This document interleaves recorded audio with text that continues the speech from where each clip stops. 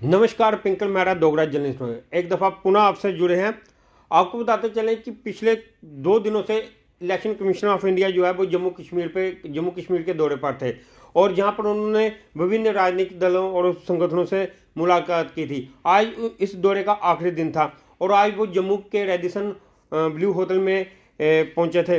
आपको बताते चले वहां पे उनका एक पत्रकार वार्ता को भी उन्होंने संबोधित करना था और उस पत्रकार वार्ता में क्या क्या कहा इस समय आइए हम आपको बताने का प्रयास करते हैं। आपको बताते चले कि जम्मू कश्मीर आगामी लोकसभा चुनावों के लिए केंद्र शासित प्रदेश जम्मू कश्मीर में चुनावी तैयारियों की समीक्षा पर है। सीईसी राजीव कुमार ने बताया कि हमसे बीजेपी, सीपीआईएम और कांग्रेस सहित राष्ट्रीय पार्टियों और एनसी और पीडीपी जैसी राज्य मान्यता प्राप्त पार्टियों से मुलाकात की।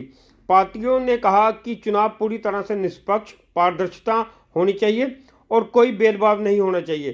कुछ दलों की राय थी कि प्रशासन एक तरफा कार्रवाई कर सकता है, इसलिए समान अवसर सुनिश्चित किए जाना चाहिए।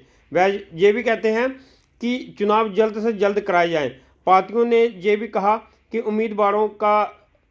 उम्मीदवारों या सभी राजनीतिक दलों के लिए सुरक्षा व्यवस्था के समान होनी चाहिए। कुछ राजनीतिक दलों की मांग थी कि जो प्रवासी है, जो जम्मू कश्मीर से बाहर आते हैं, उनके लिए भी ऐसी व्यवस्था की जाए कि वह भी मतदान कर सकें और उनका मतदान का प्रतिशत जो है वो कम ना हो। आपको बताते चले ये जो सारी कवायद है, ये जम्मू में भी आज प्रेस कॉन्फ्रेंस के जरिए क्या क्या बोला है राजीव जी ने, आपको वो सुनाने का प्रयास भी करते हैं। ये चुनाव आयोग जो है वो पिछले 2 दिन से जम्मू कश्मीर के दौरे पर था और आपको बताते चले उनकी क्या क्या बातें, ये सुनिए।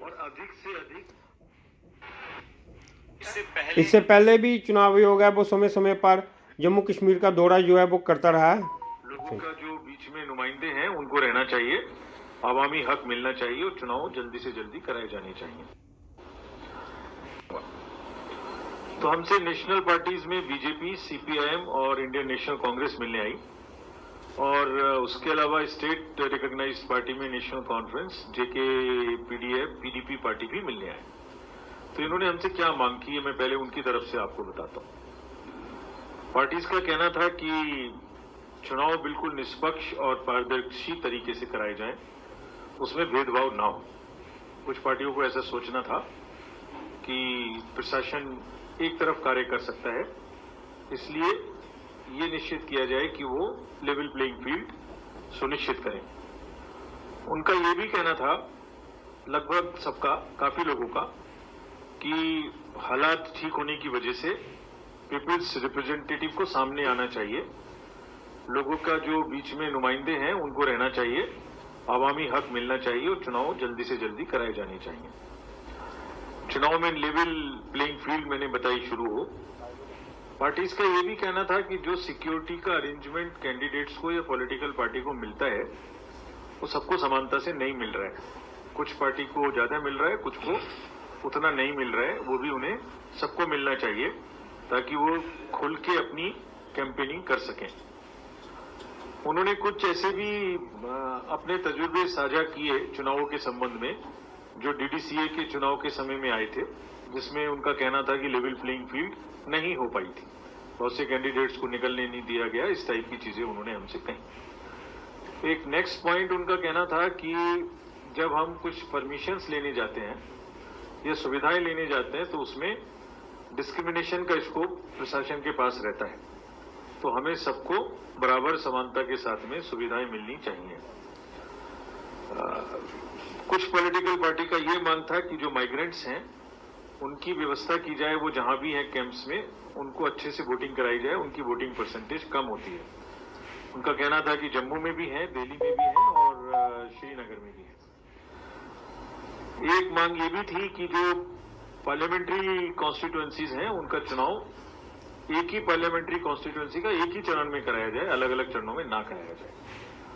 तो फ्रेंड्स, ये जितनी भी बातें उन्होंने कही, इस सबका जवाब मैं अपने संबोधन के दौरान आपके माध्यम से सभी वोटर्स को भी और उनको भी दूंगा। उसके बाद में जो प्रश्न आप पूछना चाहें वो खुला रहेगा। जैसे आप अवगत हैं, लोकसभा का कार्यकाल 16 जून 2024 को समाप्त हो रहा है। असेंबली का लास्ट इलेक्शन जेएंडके में 2014 में हुआ था। जेएंडके में लोकसभा की 5 सीटें हैं, जिसमें से सभी जनरल सीटें हैं, और असेंबली में 74 हैं जनरल, टोटल 90, 9 एसटी और 7 एससी। अगर टोटल मतदाताओं की बात की जाए जेएंडके में, तो 86.9 लाख मतदाता हैं, जिसमें से मेल 44 और फीमेल 42 लगभग बराबर है। पीडब्ल्यूडीज जो हैं वो हमने अपने इलेक्टोरल रोल में खास तौर से मार्क किए हैं ताकि उनको भी वोटिंग सुविधा दे सकें। वो 67,000 है और 85 ईयर्स से ऊपर के 77,290 वोटर्स हमारे पास जेएंडके में हैं। और आपको जान के खुशी होगी कि उसमें से 100 साल से अधिक के वोटर भी 2,886 हैं। I mean it's a good sign for the society कि हमारे इतने बुजुर्ग अभी वोटर के रूप में हमारे साथ हैं और हमें अपना सबको जो उन्होंने योगदान दिया है उसको आज भी लोकतंत्र में वोट देके वो पूरा करते हैं। फर्स्ट टाइम वोटर्स जो हैं तो हमसे नेशनल इसके लिए पानी का बैंगलोर में भागीदारी के साथ कराएं, ऐसा तैयारी हमने की है। और ऐसा हम क्यों कह रहे हैं इसका भी विश्वास आपको कैसे हो ये भी आपको बताएंगे। 24 हम बिल्कुल दृढ़ संकल्प हैं, बिल्कुल कमिटेड हैं कि जो चुनाव हम कराएंगे जेएंडके में भी और पूरे देश में भी, जिसकी तैयारी पूरे देश में चल रही है। ये हमारा लास्ट विजिट है। स्टेट्स को हम विजिट कर चुके हैं काफी, बिल्कुल पीसफुल, प्रलोभन मुक्त और अधिक से अधिक भागीदारी के साथ कराएं, ऐसा तैयारी हमने की है। और ऐसा हम क्यों कह रहे हैं इसका भी विश्वास आपको कैसे हो ये भी आपको बताएंगे। 24 हम बिल्कुल दृढ़ संकल्प हैं। तो ये थी वो प्रेस कॉन्फ्रेंस जिसके हम अंश आपको सुनाने का प्रयास कर रहे हैं कि इलेक्शन कमीशन जो जम्मू आए थे उन्होंने क्या कहा। Hello mic test. हेलो। हम प्रयास करेंगे कि आपको ये पूरी जो पत्रकार वार्ता है ये लगभग आधे घंटे से ज़्यादा की है और ये पत्रकार वार्ता हम आपको पूरी सुनाने का प्रयास करें। Hello mic test. Hello everybody, I'm Krishna Abhishek and you're watching the Kapil Sharma show. हम प्रयास कर रहे हैं कि किसी तरीके हम आपको वो पत्रकार वार्ता जो है वो पूरी सुना पाएं। Hello mic test. हेलो। ये जैसे कि उन्होंने कहा कि जम्मू कश्मीर में 100 साल से ज़्यादा बुजुर्ग भी जहाँ पर हैं, वो भी उन्होंने कहा कि हमारे सबके लिए खुशकिस्मती है। हालांकि उन्होंने लोकसभा की सीटों के बारे में भी जिक्र किया जहाँ पर जितने वोटर थे उनका भी जिक्र किया। ये मुख्य बातें थी और उन्होंने यह भी कहा कि ये अब हमारा इलेक्शन को लेकर लास्ट दौरा होगा। I would like to formally welcome you to this press conference. The Honorable Commission has completed their review of poll preparedness for general elections in Jammu and Kashmir. I would like to thank the Commission for taking the time out from their hectic schedule to brief the media. I have with me the Honorable Chief Election Commissioner Shri Rajiv Kumar Ji. We also have with us today senior officials from the ECI headquarters in Delhi. The CEO of Jammu and Kashmir, Pandurang Pule, is also here. I am B. Narayanan, DG Media of the Commission. The format is as follows. There will be opening remarks by the CEC along with the presentation. We will share the PDF copy of the presentation with all of you after this event is over. Following this, there will be a brief question and answer session. When you want to ask a question, raise your hand. I will direct the mic to come to you. तो ये थे वो कुछ मुख्य अंश जो हमने आपको इस पत्रकार वार्ता के जो है वो सुनाने का प्रयास किया है, जिसमें इलेक्शन कमिश्नर ने जो संबोधन किया है और उन्होंने जो मुख्य बातें कही हैं उसका हमने आपको सुनाने का प्रयास किया है। हम पुनः प्रयास करेंगे कि आपको एक दफ़ा फिर से वो मुख्य बातें जो हैं वो आपको सुना पाएँ। हालांकि ये पत्रकार वार्ता काफ़ी लंबी है और हमारा प्रयास है कि हम आपको उसमें से जो मुख्य अंश है वो फिर से सुनाएं। बीजेपी, सीपीआईएम और इंडियन नेशनल कांग्रेस मिलने आई और उसके अलावा स्टेट रिकॉग्नाइज्ड पार्टी में नेशनल कॉन्फ्रेंस, जेके, पीडीएफ, पीडीपी पार्टी भी मिलने आए। तो इन्होंने हमसे क्या मांग की है, मैं पहले उनकी तरफ से आपको बताता हूं। पार्टीज का कहना था कि चुनाव बिल्कुल निष्पक्ष और पारदर्शी तरीके से कराए जाएं, उसमें भेदभाव ना हो।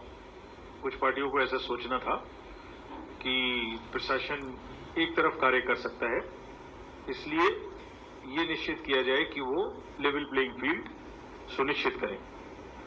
उनका ये भी कहना था, लगभग सबका, काफी लोगों का, कि हालात ठीक होने की वजह से पीपुल्स रिप्रेजेंटेटिव को सामने आना चाहिए, लोगों का जो बीच में नुमाइंदे हैं उनको रहना चाहिए, आवामी हक मिलना चाहिए और चुनाव जल्दी से जल्दी कराए जाने चाहिए।